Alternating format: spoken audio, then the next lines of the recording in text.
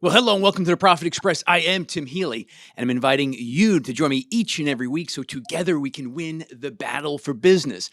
And hey, thanks for sharing some of your time with me today. And you know what? I got to make it worth your while. So that's why I have great guests on, the kind of guests that you can listen, learn, and earn from. And today's guest will be no exception. So now picture this, if you will. Your very business is predicated on being a part of celebrations, in-person celebrations, everything from baptisms to bar mitzvahs to birthdays and beyond. And then one day COVID comes. And just like that, those celebrations are done with. They're over with. And if you're in the business of creating custom one-of-a-kind cakes for these very celebrations, what do you do? What happens when you had 33 orders 1 week for these custom creations? You walk in the next morning and 30 of those 33 are canceled. Well, if you're a listener of the show, if you're a fan of the show, you know I'm a big believer that small business is one of the ultimate survival of the fittest tests out there. And we either adapt or we die. Well, today's guest adapted, and he's here to tell a story. He's here to share a story with you, a story that you can listen, learn, and earn from. He is Don Donneruno. He is the Cake Don himself. He's the owner of Cake Don Cupcakes, and he has what I found to be a really, it's a compelling, it's a motivating story. That's why I'm having him on today, the Profit Express. So Don, welcome aboard. How are you today? I'm doing great, Tim, man. How are you? It's a pleasure to be here. Well, thank you. Your story, I've seen you. You've done some videos. You've gotten interviewed here in Long Island with some press, News 12, Newsday, some great content out there on you. And I was compelled to reach out and have you on the Profit Express. So one of the first things that caught my attention in the fact that your whole business was predicated on these celebrations, the face-to-face gatherings. Like I said, everything from the birthdays to the baptisms and everything in between. Then you walk in that one morning, typical morning, and you get a massive amount of cancellations, over 90% cancellations. A lot of business owners that would send you into a tailspin. Take us back to that very day, Don. What happened to you? So it was the day. It was the lockdown day. It's when we found out restaurants, catering halls, everything was going to be locked down, and they were saying 2 weeks at the time. Right. And I had a feeling this is not going to be 2 weeks, man. This is going to be more than 2 weeks. So for whatever reason, I have no idea where the idea came from. I said, let's bake some cupcakes. We'll offer 4 flavors. The easy, the basic flavors: chocolate, vanilla, cookies and cream, and fudge. I'll put it on all my platforms, my social media, and we'll offer free delivery in Nassau County. It's $36 a dozen, free delivery. And people instantly started ordering because they were locked home with their kids. They didn't want to leave their house because nobody really knew what this thing was going to be. Sure. And they wanted some cupcakes to show up at the front door. And the first day, it just sort of became a thing where I said, okay, we're doing a little bit of business. Second day, a little more. Third day, a little more. And a week in, News 12 did a story on how we pivoted from cake to cupcakes in the first week. And once News 12 did the story, it went crazy. People started ordering like crazy. I had at that time, so now we're 1 week into COVID, I have 3 delivery people driving around delivering cupcakes all day. And I didn't even have time to be concerned about the canceled cakes.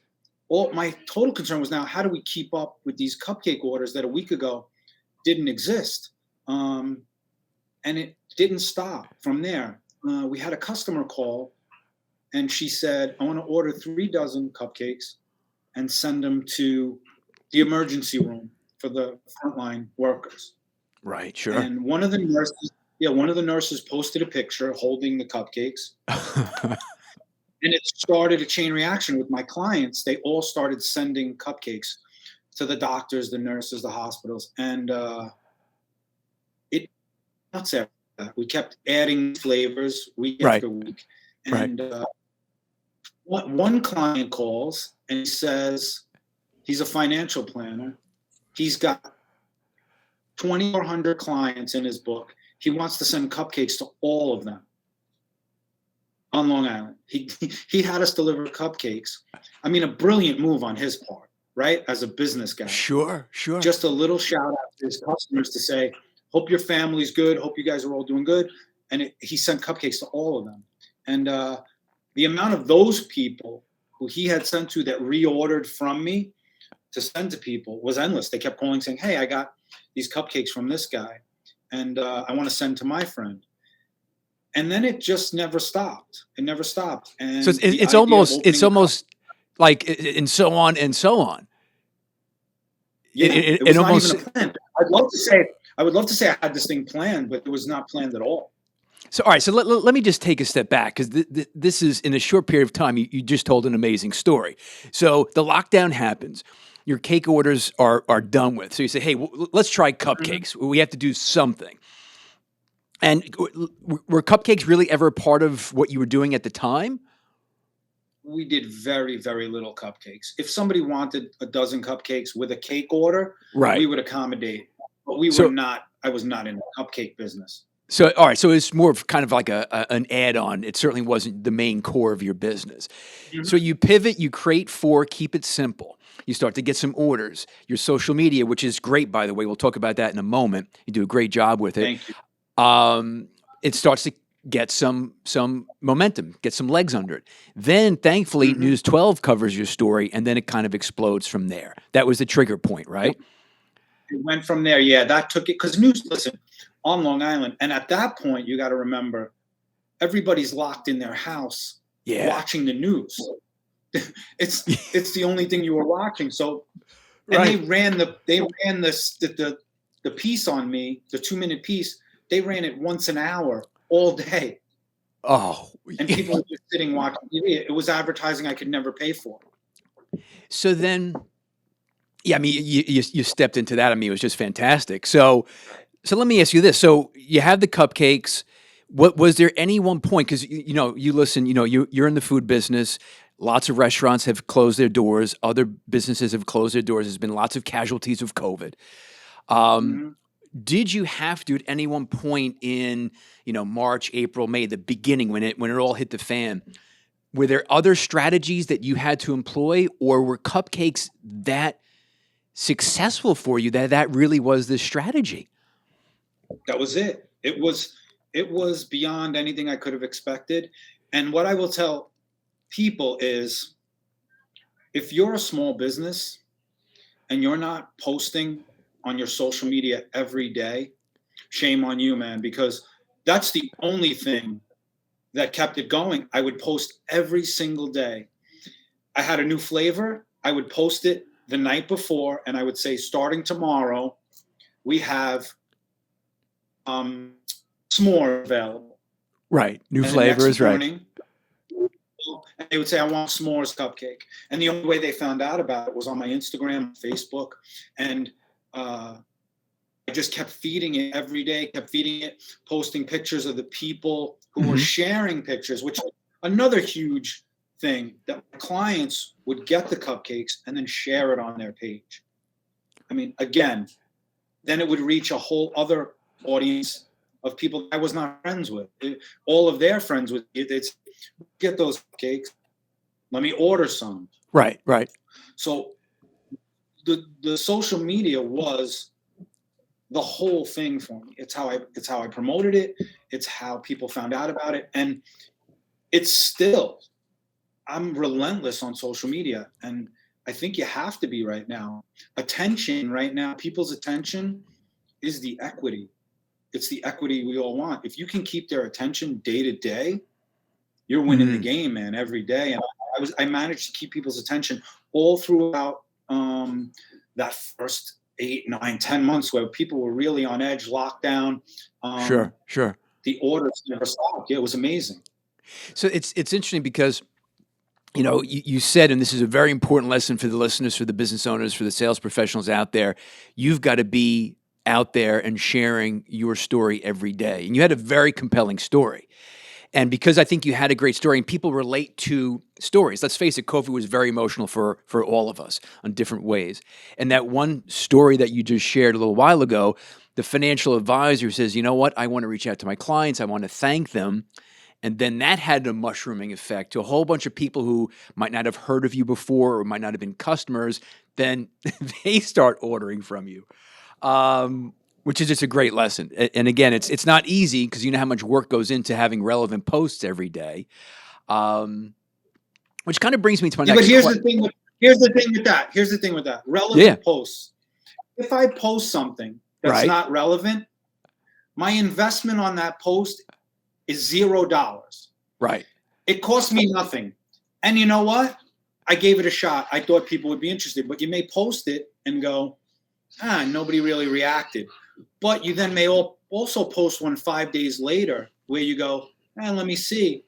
And then you wake up and the thing's got 10,000 views on it and you had no idea, but you got somebody's attention.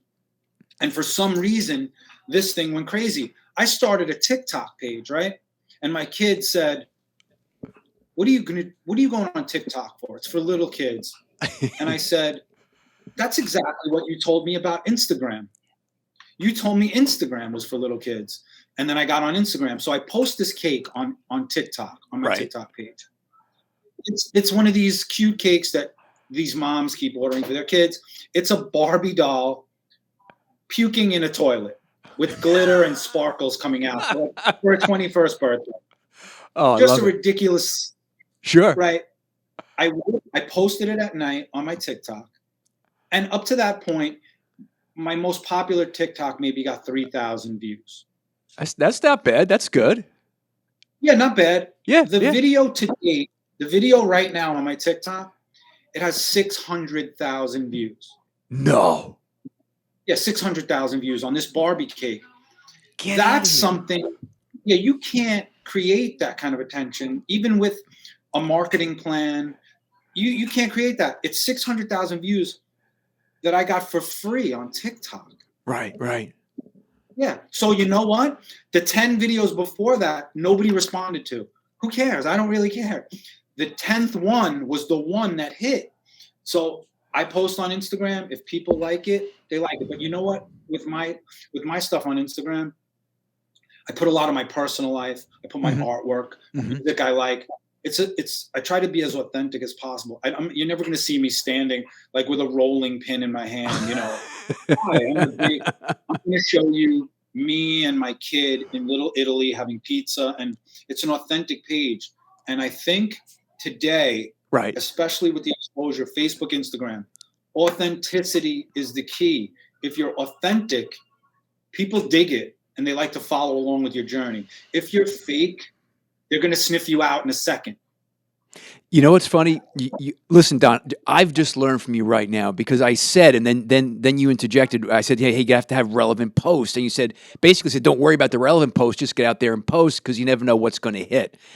And I've been guilty myself, posting it for my business, posting for the show, of maybe thinking too much instead of getting content out.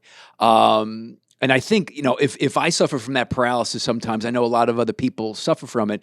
So I think the big takeaway, and it's a great point, I'm glad you brought it up, is just get it out because nobody knows what's going to be that next big hit off of a post, right? You never know, man. And I don't know what somebody out there in their phone has a podcast like you, man. And you go, I'd like to have this guy on. From some post. Yeah. Just from one post, you may have saw, you go, you know what? This guy seems like an interesting guest. I had people order cakes like that. They saw one picture, one post, and then they ordered a cake. And the key that everybody in our position has to remember as a small business owner, it's free. The days of Clipper magazine, all these penny saver, it's done. Yeah. A quarter page ad in some local paper. Yeah. The demographic I'm shooting for, they're not reading that. You know where they are? Their faces in Instagram and Facebook all day. Absolutely. They're looking at Instagram. 80% of the people that walk into my new cupcake shop, I said, how'd you find out about us? Saw it on Instagram.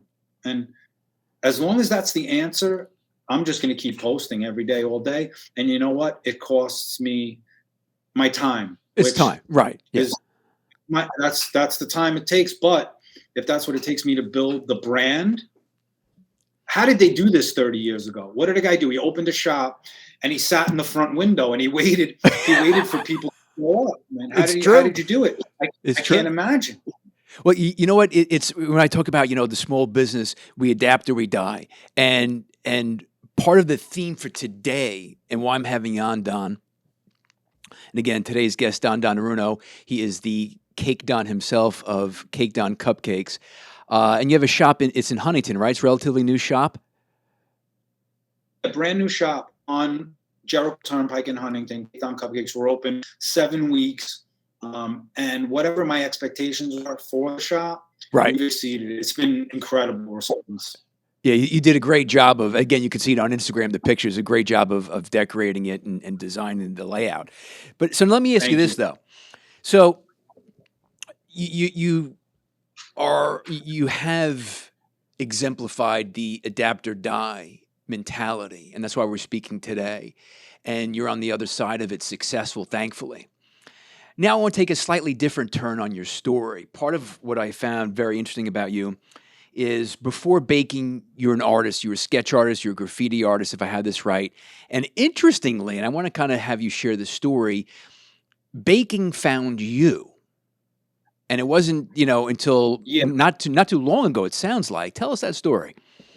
Yeah, I made my first cake when I was 42 years old, which, I mean, wow. The life of an artist was always the thing I hoped for, but it never happened. And on a freak phone call one day, a very close friend asked me to help her with the cake because she knew my skill set as an artist, a painter, could sculpt, and she figured I could help her out. She had taken on this cake to make for somebody. She realized it was a little too ambitious, and she asked me to help her. So March 5th, 2010, I made this King Tut cake, and it came out great. But I didn't think anything. And I actually carried Tut with me forever. Wow. He changed my life. Yeah. So I took a picture of the cake, and I didn't do anything with the picture. But now Facebook will come back into play, how this happens. March 10th, 5 days later, I posted on my Facebook page and go, check out this cake I made. Just to show my artwork, which I would do all the time with my paintings, my sketches. I would say, check out, this is a new piece I did. And 90 seconds after I post this picture, a friend that I grew up with in Whitestone writes a comment, "You're the Cake Don." And I laughed, and nothing. It didn't sink in. I never thought. Right. And then people start contacting me for cakes. Right. And I said, I don't make cake, man. They go, yeah, you do. I saw this King Tut cake. So I called my friend Meredith and I said, these people want cakes. Like, what? She goes, you're looking to be creative. I need some extra cash. Let's make some cakes. So I started making cakes out of my house for 1 year. And it became a thing. And I instantly created a Facebook page, the Cake Don. So my artistic background came into play. I made the logo with the Godfather, the Mario Puzo hand, and the Godfather font. Yep. And people started ordering cakes, and it just became a thing. I kept posting on this page, and if it wasn't for Facebook, the whole thing would never happen. Nobody would have ever seen the King Tut cake. My friend Chris Falco would have never said, you're the Cake Don. Nobody would have ever ordered a cake. None of it would happen. That's why I tell people, you're out there and you're making the best jam, fig jam that there is. Right. Post it on one of these mom groups on Facebook and say, I'm giving it away. Pass by my house. I'm giving jars of this fig jam away. And you know what? If it's the real deal, people will come back and they'll want to buy the fig jam because Absolutely. you gave it away. They tasted it. You gave them a little bit of it. If you Yep. wait for people to come knocking and pay you, it's never going to happen.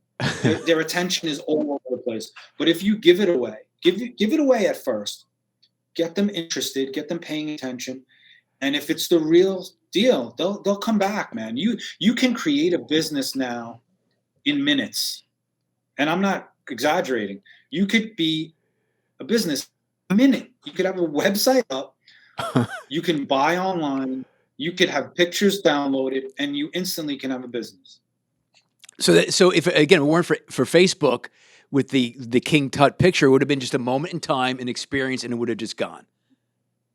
Like Wow. every other piece of artwork I've ever done, it would have just floated off and it would exist. You know, I would have a picture somewhere in my uploaded photos on Facebook, but nothing. It would have Wow. never happened. Yeah, So it's now- crazy. Yeah, I mean, so certainly another theme here. We have the adapt or die theme, and then we have, you know, how clearly you've embraced and leveraged social media. And not that it should be a surprise to anybody, but I'm going back to what you said a little while ago. Don't worry about relevant. Just post, get it out there, share. Whether it's the world's best cakes or the world's best fig jam, share it with the world.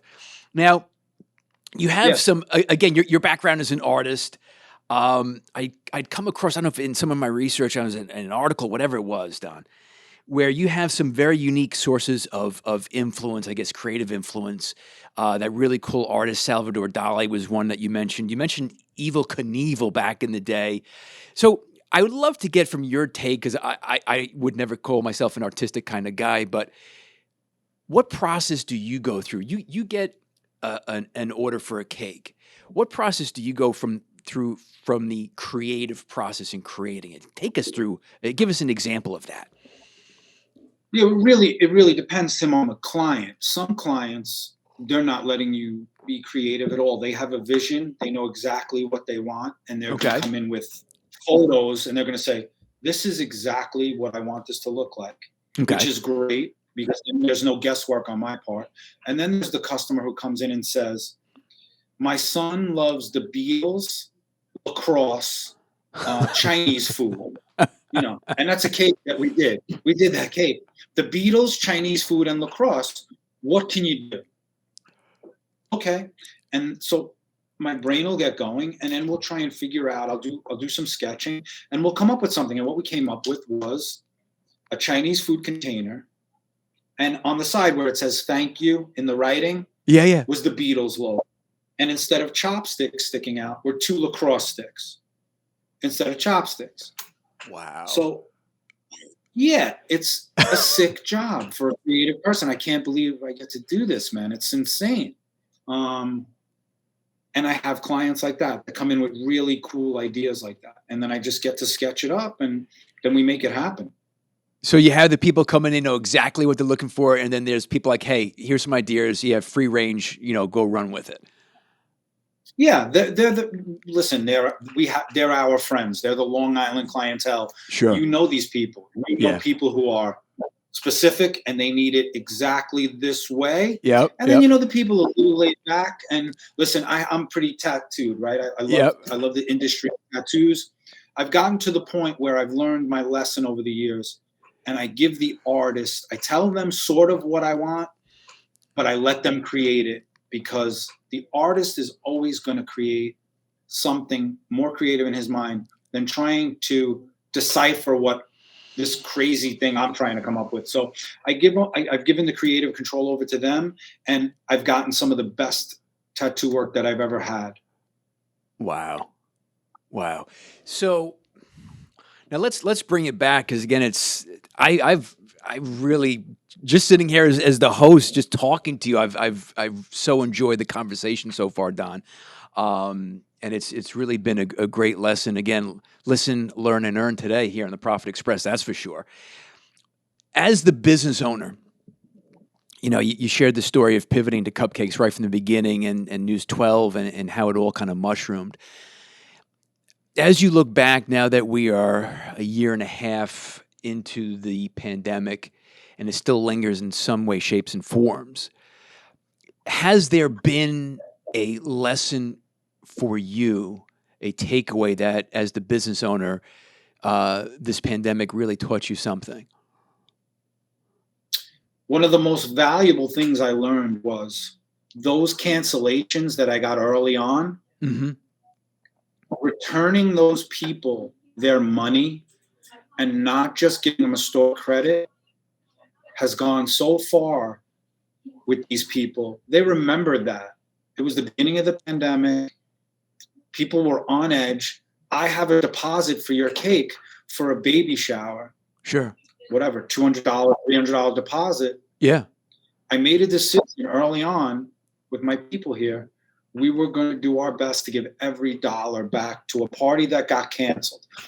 A lot of people postponed the party, so we rearranged. But if you Sure. canceled your Sure. party, I did my best to give the money back.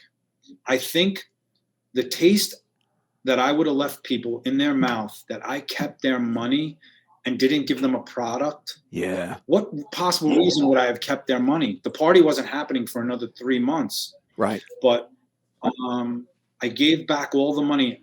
On every cancellation I've had now to date, all the money has been returned to these people, and people come back. They remember that we did that, and the next time they have a party, they're coming back, and they remember. They go, you know what? You did the right thing by me. I'm going to do the right thing by you, and I'm going to reorder. It was the least I can do. It was the only right thing, really, to do in that situation, if you ask me. I understood there was a lot of people that couldn't afford to give the money back to all their people, like, catering halls. Sure. Sure. You had a $20,000 deposit on a room, $30,000 deposit on a room. Right. I'm sure it was a lot more difficult for them. But for me, that move in the very beginning, trying to get people's money back, it gets mentioned all the time when they're reordering. Well, listen, that decision I think is the right decision. Obviously it's paid off dividends, and I think you're really benefiting word of mouth with that decision, with social media, how you're working social media, News 12, et cetera. Listen, listen, we've just met. I met you through Instagram, following you. To hear a success story, a normal success story for a small business is what the Profit Express loves to talk about, right? But then to hear one of your nature and what you went through is super special. So I thank you for that. And man, you've dropped a lot of great bombs here today. You've really shared some great information. I appreciate it, Don. I appreciate it, man. I appreciate it. I pay attention to a lot of people that I admire. I pay attention to what they're doing because I'm really new. I'm 11 years into this journey. So I pay attention to a lot of people that I admire, and I try and use stuff I learned from them. And that's what I'll tell most people. Find the people you admire on Instagram and follow them, and take what they're doing that you like and just adapt it to what you're doing. And that's really what I've done.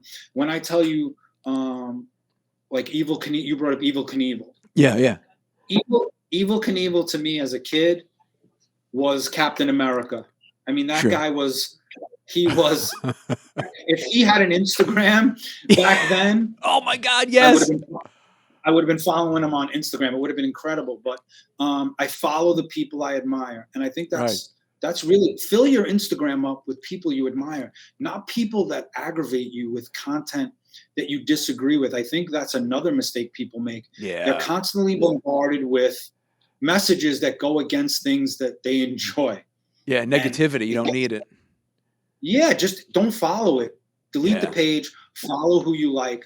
Follow the things that you're inspired by. And that's what I do every day. I follow people I'm inspired by, local people, and then on the grand scale. And I've benefited from it. I can't even measure it, the amount of stuff that I've taken from somebody else's Instagram and adapted to my own page. All right, so now that we're talking about Instagram, listen, that's how I found you. What is your Instagram? Can you share it? How can people follow you? Yeah, it's the Cake Don. That's the Cake Just type Don. in the Cake Don, and you'll find my Instagram. And listen, I got to give a warning, Don, to everybody who's about to follow you. It is not fair. Just the amazingly delicious looking and tempting photos of your product that you're posting each and every day. So just a word of caution to everybody out there. Any other ways they can follow you? The websites? How else? Your location? Yeah, you could follow the Cake Don on Facebook, the Cake Don on Instagram, the Cake Don on TikTok. You could pass by my shop in Carl Place if you're over by Roosevelt Field. Just stop in, say what's up. You don't even have Right. to come order a cake. Introduce Awesome. yourself. Pass by the cupcake shop, the new one on Jericho, near Ohika Castle in Huntington, and we're just getting started, man. This whole thing is. I'm so new in this. We're just getting started. So hopefully we can revisit this conversation, and you could say, remember we did that first one, and then you're on your 2000th episode. I got Right. 5 cupcake shops open. I like how you think. I love how you think, Don. Yeah, man, of course. Listen, thank you for coming on board today. Great conversation. I appreciate your time. And that was Don Donneruno. He is the Cake Don himself. Great story, great product. Follow him everywhere, Instagram, Facebook, etc.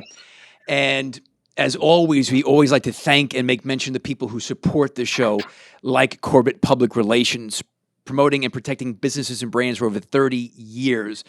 Please visit them out. Check them at CorbettPR.com. That's CorbettPR.com. So again, follow the show at The Profit Express on Instagram, on Twitter at Profit_Express, and be aware of new episodes downloading and dropping every Wednesday. Great shows, just like the one I just had with the Cake Don himself.